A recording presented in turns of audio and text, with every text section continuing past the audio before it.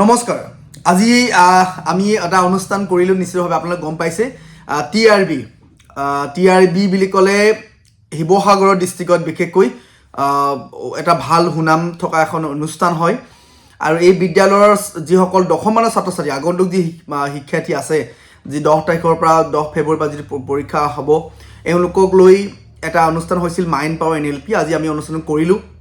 অনুষ্ঠানটো নিশ্চিতভাৱে আমাক কৰি বহুত বেছি ভাল লাগিল আৰু ছাত্ৰ-ছাত্ৰীসকলে নিশ্চিতভাৱে উপকৃত হৈছিল আমি অনুভৱ কৰিছোঁ আৰু বিশেষকৈ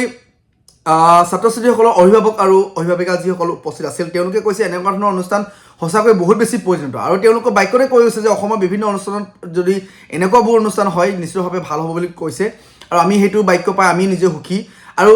আমাৰ এই ভিডিঅ'টো যিসকলে চাই আছে বা দল সংগঠনৰ বা নেতৃবৃন্দ কোনোবা যদি আছে বা চৰকাৰৰ পক্ষত যদি কোনোবা আছে বিশেষ মানুহ গতিকে আমি আপোনাক অনুৰোধ জনাব বিচাৰিছোঁ এনে ধৰণৰ অনুষ্ঠান বিদ্যালয় মহাবিদ্যালয় বা বিভিন্ন শিক্ষানুষ্ঠানবিলাক আয়োজন কৰক কৰি দিয়াত সুবিধা কৰি দিয়ক যাতে আমাৰ ছাত্ৰ-ছাত্ৰীসকলক আমি আগবঢ়াই লৈ যাব পাৰোঁ আমাৰ অনন্ত ছাৰ আৰু গোবিন্দ ছাৰ টিআৰবি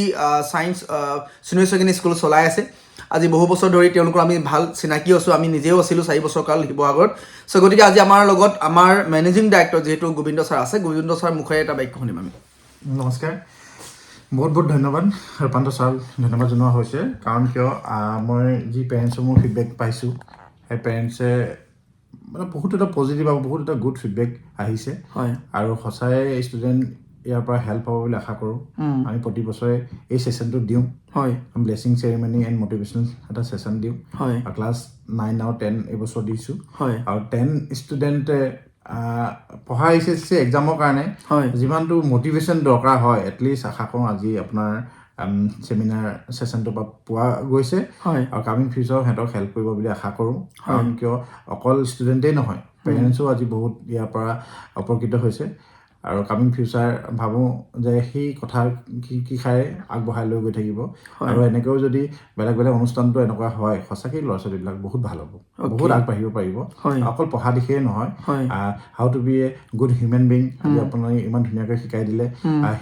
সেনেকৈ সিহঁতি আগবাঢ়িব পাৰিব বুলি আশা কৰোঁ নিশ্চিতভাৱে আমি ভাল লাগিল আমাৰ গোবিন্দ ছাৰক আমি সদায় আছোঁ একেলগতে আৰু থাকিব লাগিব আৰু অসমত অসমীয়াগিৰি হ'বলৈ হ'লে অসমীয়াগিৰি বজাই ৰাখিবলৈ হ'লে আমাৰ ল'ৰা ছোৱালী আমি বুজাই ৰাখিব লাগিব তেওঁলোকক যি ইণ্টেলেকচুৱেল যি টেলেণ্ট আছে আমি তেওঁলোকক আগবঢ়াই লৈ যাব লাগিব ব্যক্তিত্ব ভাল হ'ব লাগিব নহয় জানো ছাৰ আমাৰ সন্তান হৈ জীয়াই থাকিবলৈ সদায় যাতে আমাৰ ল'ৰা ছোৱালীসকল নিশ্চিতভাৱে ছাকচেছটো হ'বই লাগিব লাখপতি কৰ'ৰপতিটো ঘটিবই লাগিব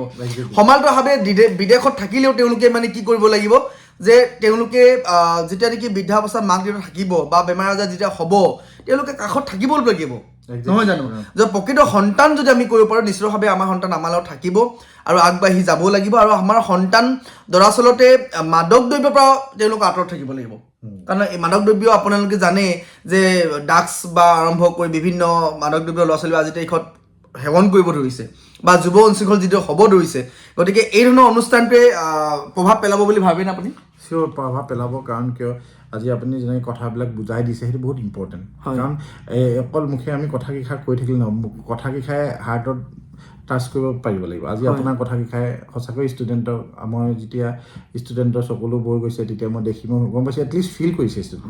আৰু আপোনাৰ কথা কেইষাৰে ইম্পেক্ট পেলাব পাৰিছে অকল ষ্টুডেণ্টে নহয় পেৰেণ্টছকো কামিং ফিউচাৰ ষ্টুডেণ্ট সঁচাকৈয়ে ভাল হ'ব যদি তেওঁলোকে কথা কেইষাৰ মনে প্ৰাণে লৈছে আজি আৰু পেৰেণ্টছকো মই ৰিকুৱেষ্ট কৰিছোঁ যে এই কথা কেইষাৰ ছাৰে যেনেকৈ পজিটিভ এফাৰ্মেশ্যন দিছিলে সেই পজিটিভ এফাৰ্মেশ্যনবিলাক ষ্টুডেণ্টবিলাকক দিয়ক আৰু পাৰিব বুলি ক'ব সদায় সঁচাকৈ পাৰিব অ'কে বহুত বহুত ধন্যবাদ গতিকে আপোনালোকক সকলোৰে পৰা আমি সদায় আশীৰ্বাদ আৰু পৰামৰ্শ বিচাৰিম গতিকে অসমখনক আগুৱাই লৈ যোৱাত আমি সকলোৱে চেষ্টা কৰিব লাগিব গতিকে আমিও অকণমান আমি বহুত বেছি ডাঙৰ মানুহ নহয় যিহেতু আমি চেষ্টা কৰি আছোঁ মাথো গতিকে আশীৰ্বাদ কৰি থাকিব সদায় যাতে আমি অসমৰ ছাত্ৰ ছাত্ৰীসকলৰ কাৰণে যাতে কিবা এটা কৰিব পাৰোঁ ধন্যবাদ জয় অসম